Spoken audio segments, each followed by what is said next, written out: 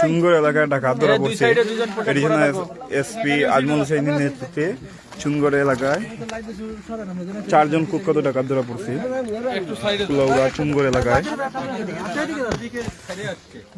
ওইদিকে ডাকাতি করে হোসেনপুর বাগানবাড়ি এলাকায় ডাকাতি করার পর এদেরকে চুনগড় এলাকায় এসে দেওয়া করে এডিশনাল এসপি আজমল হোসেন গ্রেফতার করেন।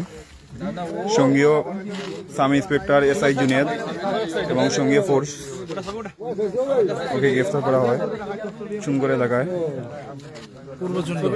পূর্ব চুনগড় এলাকায় ডাকাতি দা সহ আটক।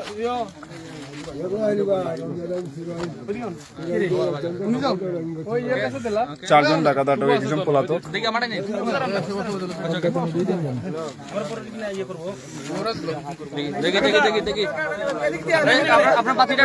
এলাকায় ডাকাত আটক।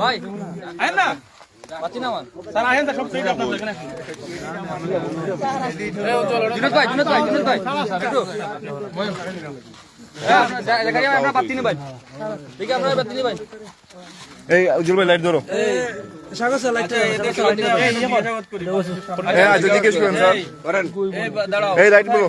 কাজ করছো কোথায়? এই জুবলা বলো কোথায় করছো? জোরে বলো। লাইট জ্বালো। এই সবাই থামো, আমরা একটু শুনি। কি করছো তোমরা? এই সরো না, সামনে দেখি সরো। আরে তাও ইও বাইল করে দে। সাইকেল আটকাইছো? সাইকেল আটকাইছো? কি সাইকেল? মোটরসাইকেল আটকায় কি করছো? দস্তদস্তি এটা দিয়ে কি করো? এই যে এটা ভয় দেখানোর জন্য। শাহান কই?